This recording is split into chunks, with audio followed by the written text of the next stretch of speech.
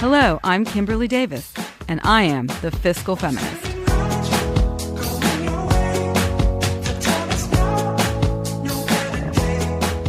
Hi, I'm Kimberly Davis, and I'm the Fiscal Feminist.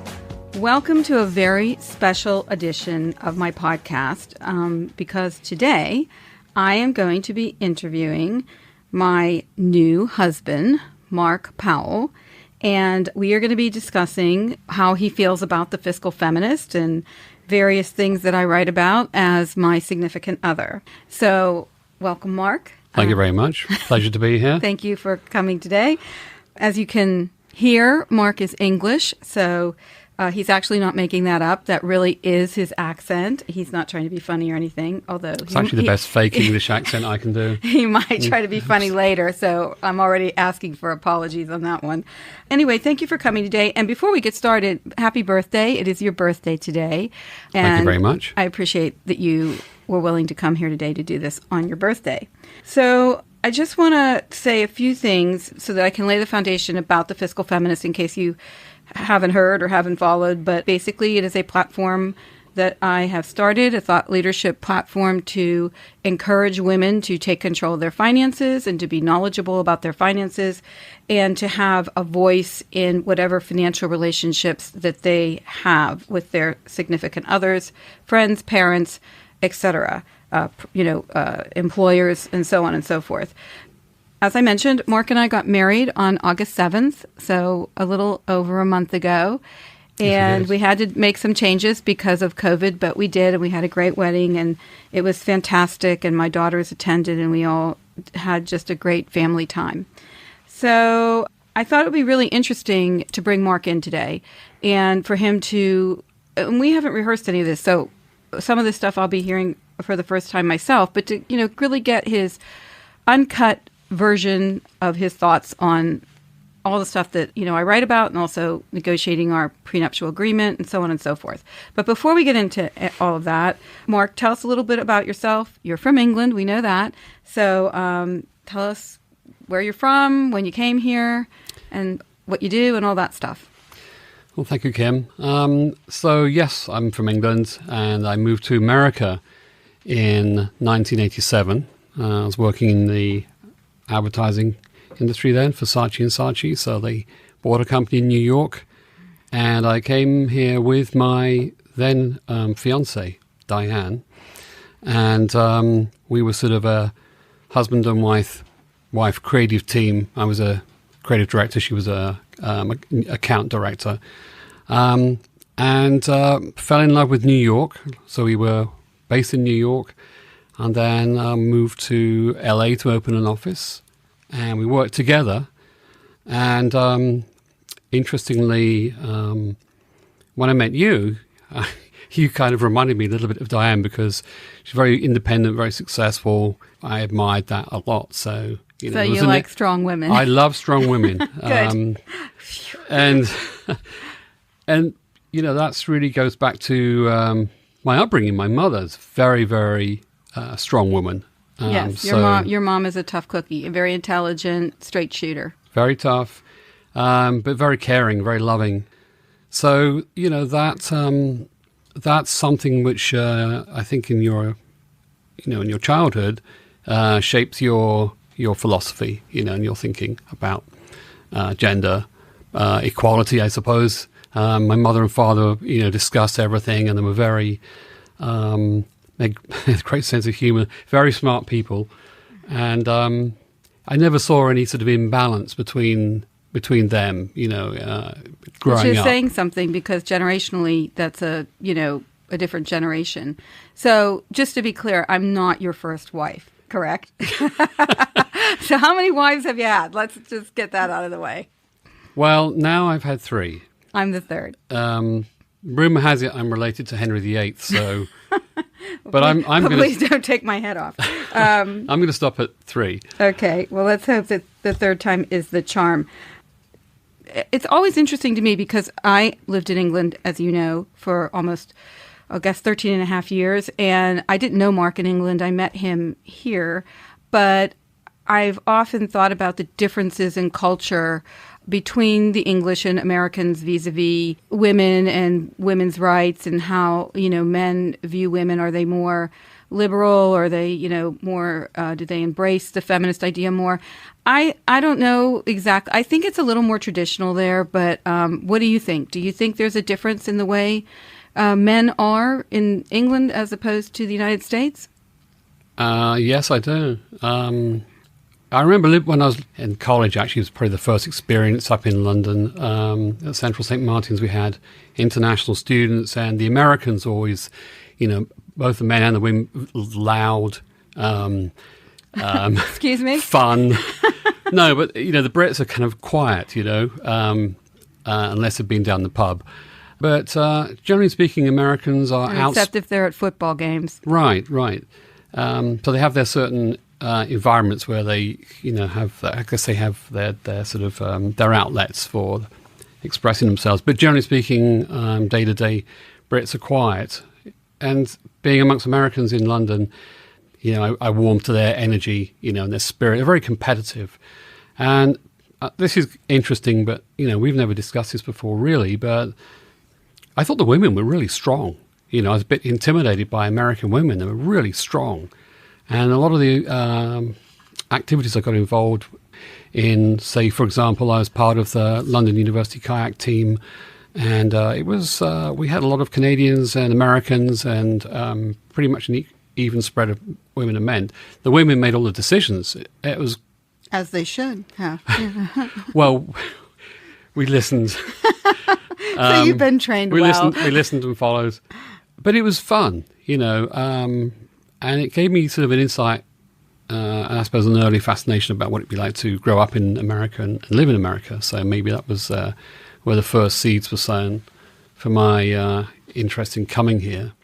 But back to your original question, I think American women are stronger in spirit and soul and determination. Now, British women hearing this might not agree with me, but that was just my initial impression.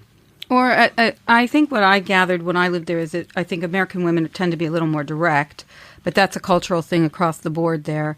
And I haven't lived there in 10 years, so things obviously have changed since I last lived there.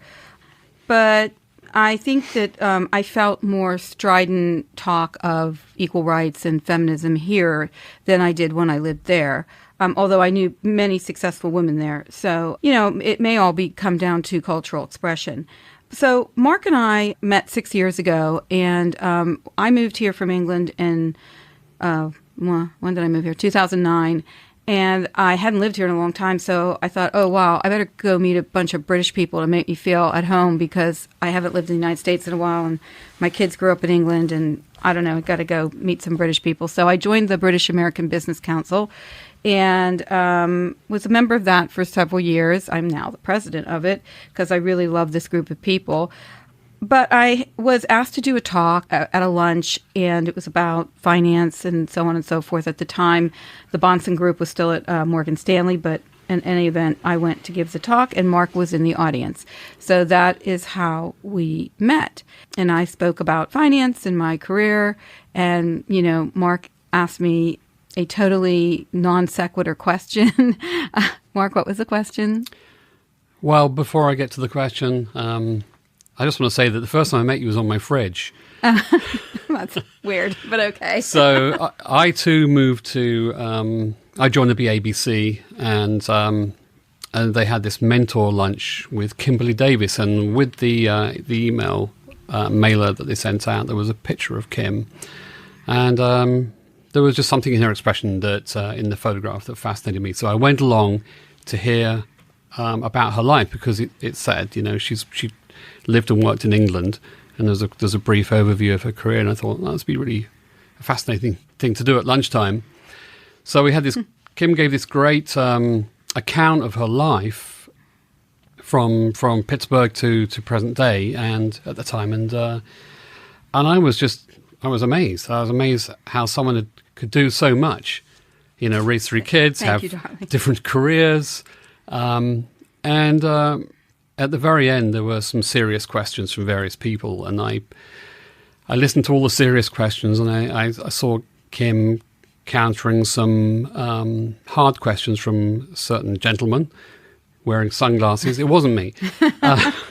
So the guy looked like he just come from a card game in Vegas. And then there was a big silence, and it was like, any more questions? I'm like, I can't ask a serious question. So I said, Rolling Stones or Beatles? To which Kim replied, Rolling Stones.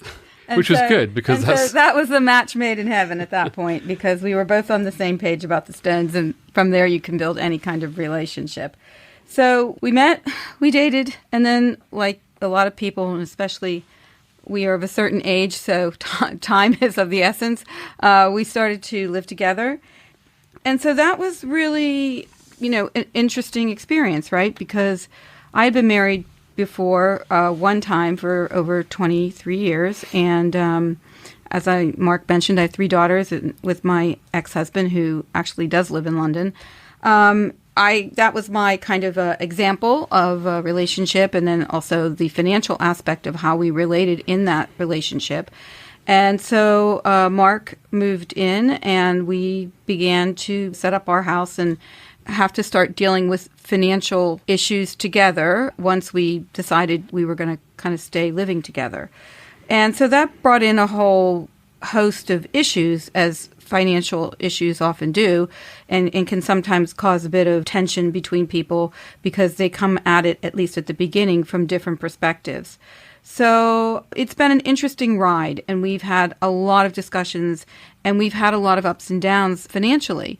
So I was still digging myself out of the Armageddon that was my divorce, and Mark was in transition with his career. So when we met, we were both in a lot of transition, which I think in many ways opened the opportunity for us to have conversation, because nothing was like set in stone. So that was actually a good thing, even though when we went through it, it was kind of not that fun.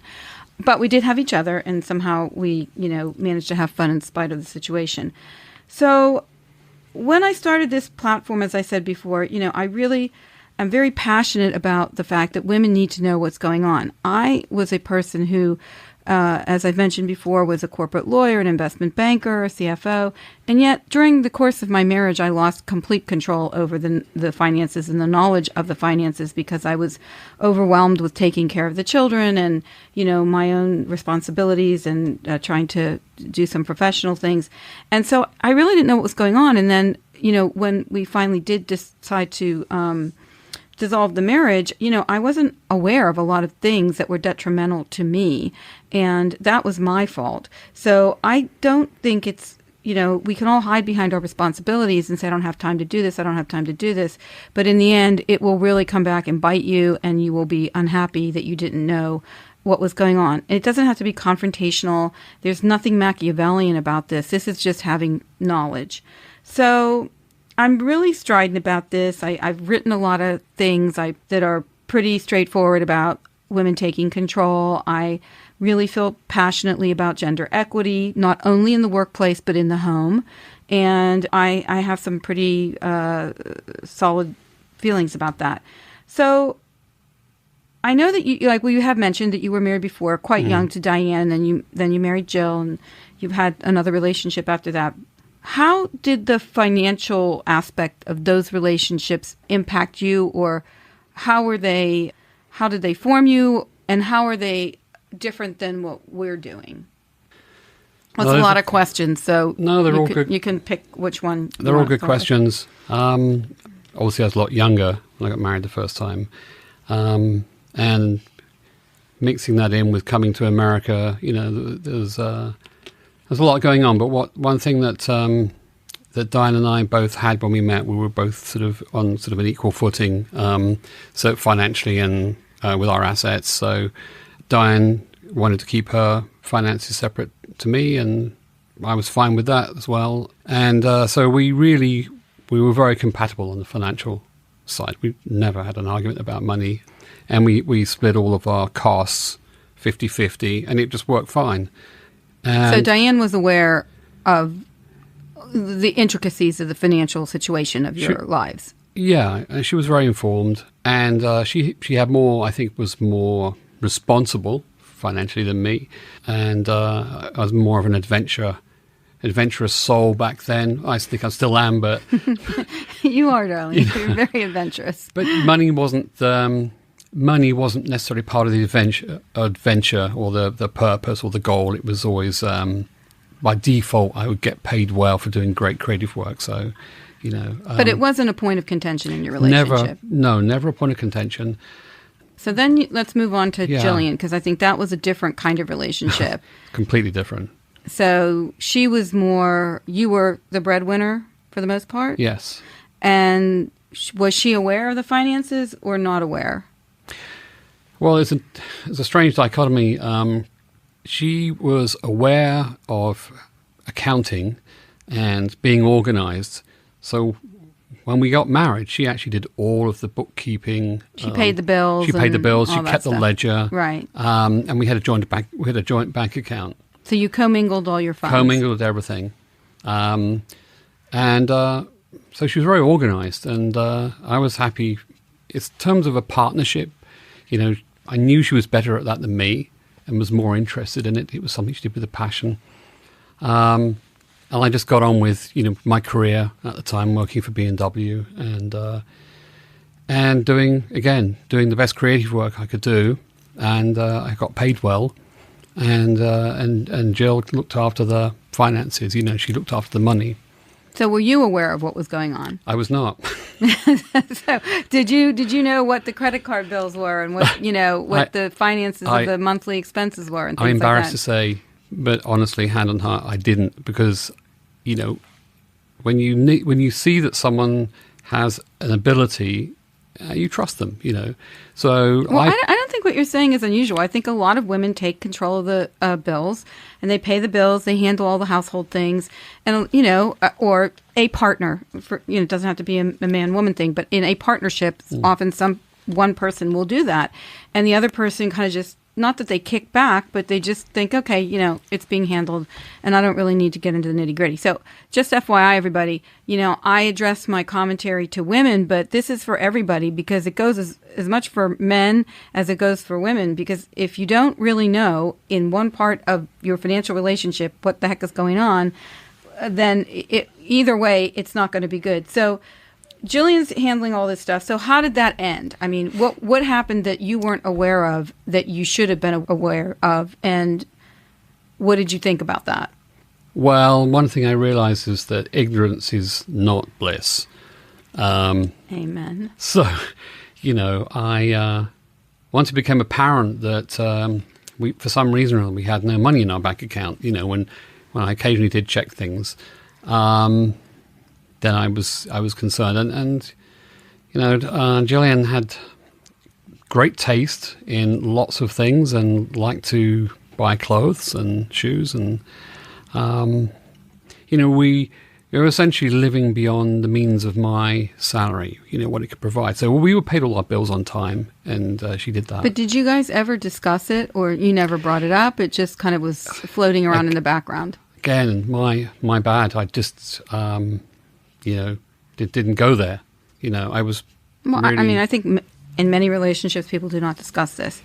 It was uncomfortable, I think, and that's why, I always try to avoid conflict, personal conflict, confrontations. I'm not a confrontational person. So you associated talking about finances with it being confrontational. Yeah, I would sort of think, it just seems like she has this under control. She's got everything on lockdown. All the bills are being paid. And a beautiful shoe collection. Great shoe. Well, Jillian always looked absolutely amazing. So Mel DeMarcus would have been proud of Jill's shoe collection. So while you were doing that, I was married to my ex-husband, Michael, and we were living in New York for a very long time, and then we moved to London. And, I kind of had the reverse of that in some ways. I always handled the bills. The one time Michael tried to take them over, our cable got shut down because he forgot to pay the bill. But I also did not. 99% of the things that we argued about involved money, whether it was expenditures for the children or a vacation. I don't know, but we never really were philosophically aligned about money. And that was something we never discussed really when we started going out, because we were both corporate lawyers in New York City in the 80s, and we both made good money. So we really didn't, talk about it, because I thought, I'll just handle my stuff and he'll handle his stuff. But then we had 3 children, at which point I stepped out of the workforce and I stopped my progression in my career. And I was a stay-at-home mom, which was a real privilege, and I'm very lucky that I got to do that. But it did come at a price.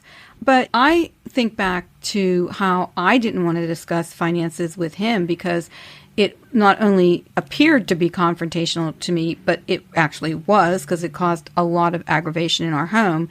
And, I was like, I would go buy things and I would like come in and hide them under the bed because I didn't want Michael to know. And I look back on that now in retrospect and think how ridiculous.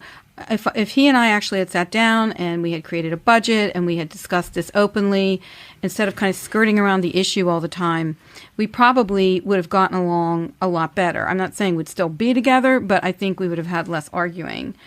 I think maybe getting older, you become more sanguine about it, but what I'm trying to do is tell people who are young as well, this is something that if you can become comfortable with it right away, it's going to really enhance your relationship. So when you and I met, we were kind of struggling along and we were, we were keeping a roof over our heads, doing what we needed to do. And how do you feel when we talk about finances? Because we have recently gotten married, and I was very clear how I wanted this to look because of all the things that had happened to me, and also all the things I've learned from being a wealth manager and having my certified divorce financial analyst designation, and just the importance of just knowledge. Knowledge is power. We've talked a lot about that I wanted to have a cohabitation agreement, which we have, which morphed into a prenuptial agreement.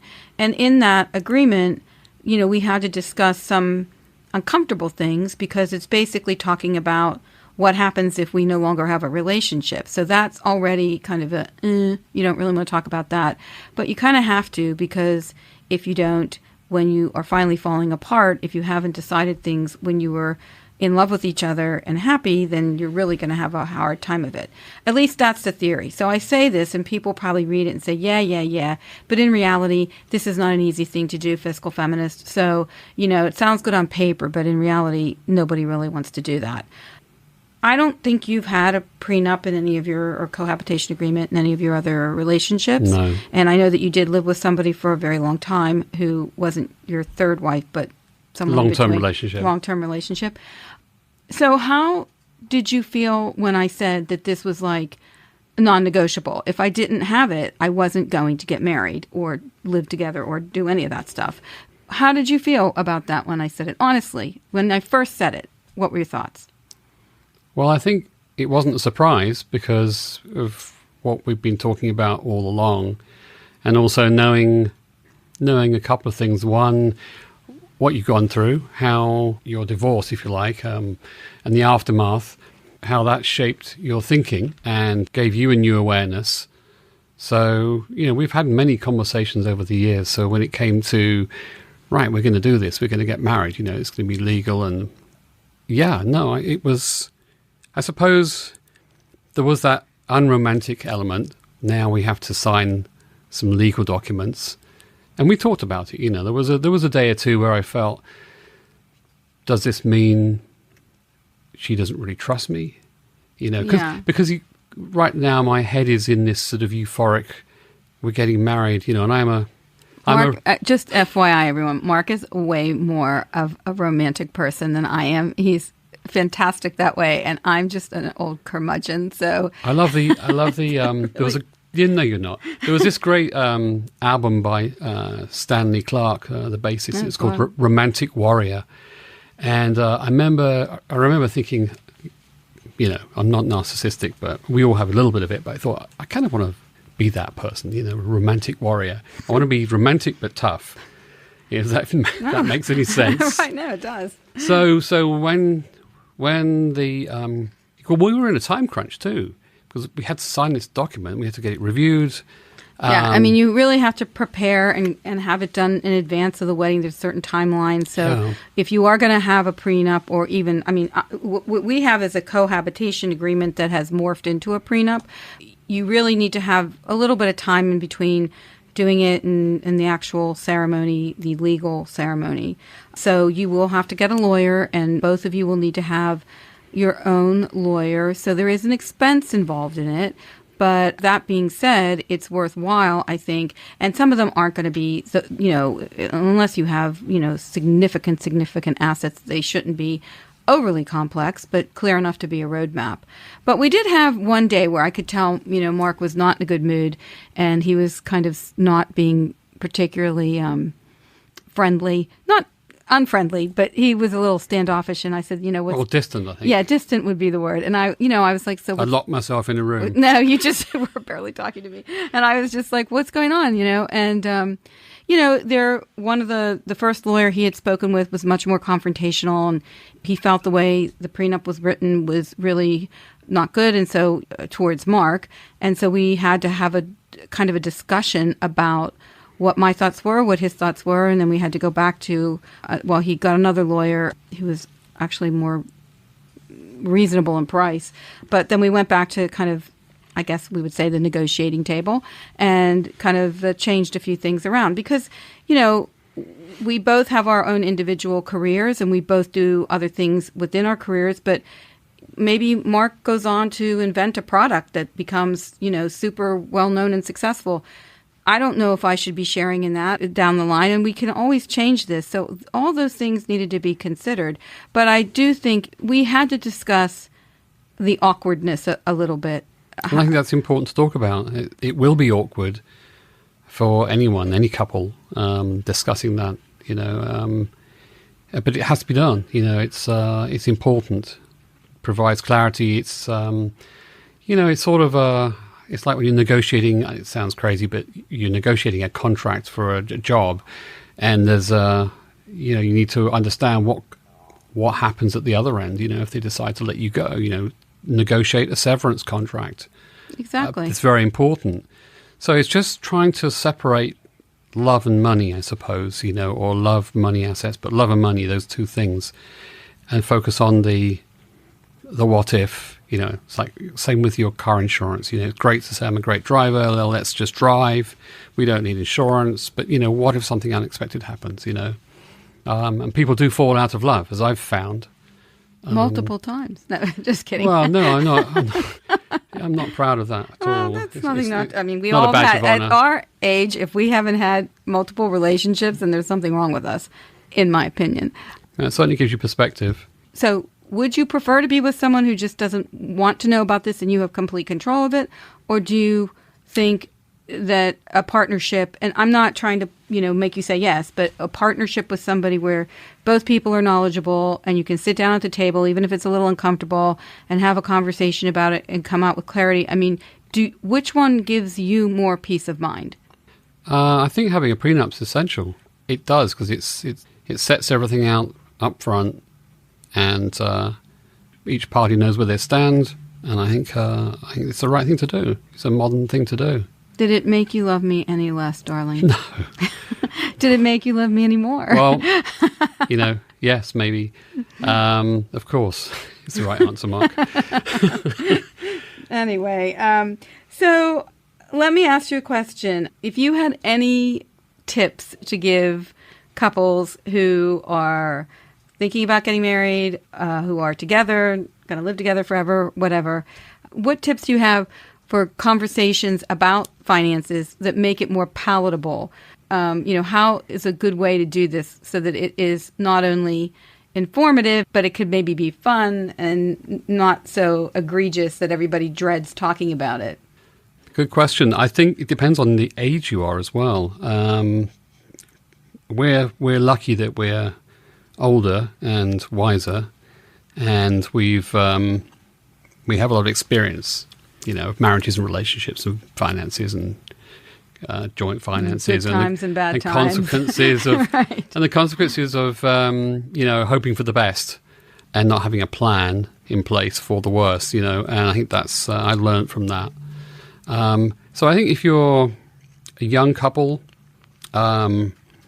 probably would be well advised to have those conversations, obviously, as early as possible in the relationship, and have counseling, have someone who can provide some guidance and help facilitate that discussion. That's a great idea. And you can also do financial planning together. You can talk to a variety of financial advisors, but I think that's a great idea. I also think if you're going to do it, I've spoken to people who take a weekend and they go somewhere nice, to a nice resort, or they go somewhere, or they go have a nice dinner. And the whole purpose of it is to talk about finances so that it's not, two people sitting across the table from each other with daggers in their eyes saying, I want this and you want that. Just, embrace it, enjoy it, and have fun doing it. You just have to keep the romance alive, whether you're talking about money or you're talking about your, construction on your house, or you're talking about your kids or whatever problem is the problem of the day or the challenge of the day. But I think that compared to my first marriage, we've had a much more open and honest discussion with each other about so many things. And I'm very grateful for that. I don't know if I am too. The first time around it was because I was young and you were young and it was the 80s and maybe people were just superficial and they never talked about anything. I don't know. You're eternally optimistic, aren't you? Yeah. So, when you're younger. Yeah, and I think it's really important for young men and women to understand that money is a means to an end. And if you have control of your money, you can really craft a nice life for you. But if the money starts controlling you and starts controlling your relationship, or one person can't leave a relationship because they won't be able to survive without the money of the other, or they don't know anything about it, then everything that was so beautiful becomes pear-shaped very quickly, and all the good memories can get eradicated by that. So we, I think, have somehow circumnavigated this. And, like I said, it wasn't all sunshine and lollipops throughout it all. We've had to sometimes have some really honest discussions about not only the cohabitation agreement, but goals and desires and how we both want to live and make a compromise. So I really appreciate you taking the time today to talk to us and to me and my followers, so that they know that I haven't made you up, that you are actually real. I didn't Photoshop you into the picture, and that we Photoshopped the pictures. Yeah, just so we didn't have so many wrinkles. It's been an absolute pleasure having this relationship with you, and also helping me to kind of get my own stride and feel my own confidence and be with a person who is confident enough to allow me to be confident. And I think that was also lacking in my prior marriage. It was not good for my self-esteem. And so on a non-financial note, if someone doesn't build you up and be your partner and support you, then, you've got to show that person the door. So happy birthday again. Thank you very much. I will make you a delicious dinner later. I'll put the champagne on ice. And we will go home and celebrate. Thanks very much, Mark, for joining us today. Thank you, Kimberly. It's been a pleasure. Thank you. That's a wrap. This is the Fiscal Feminist signing off until next time. Thanks for listening. And don't forget, be honest in your financial conversations with your significant others. You will be so happy that you do it.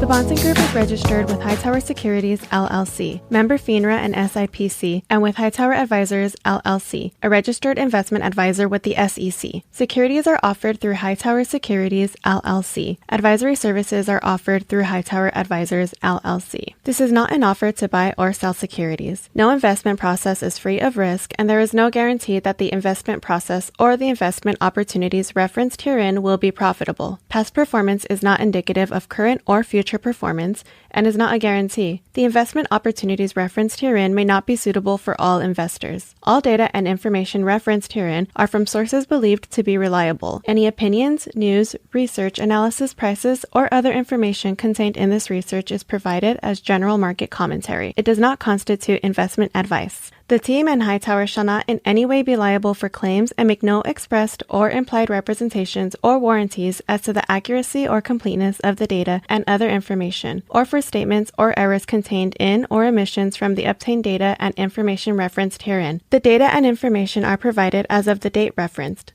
Such data and information are subject to change without notice. This podcast was created for informational purposes only. The opinions expressed are solely those of the team and do not represent those of Hightower Advisors, LLC, or any of its affiliates. Hightower Advisors do not provide tax or legal advice. This material was not intended or written to be used or presented to any entity as tax advice or tax information. Tax laws vary based on the client's individual circumstances and can change at any time without notice. Clients are urged to consult their tax or legal advisor before establishing a retirement plan.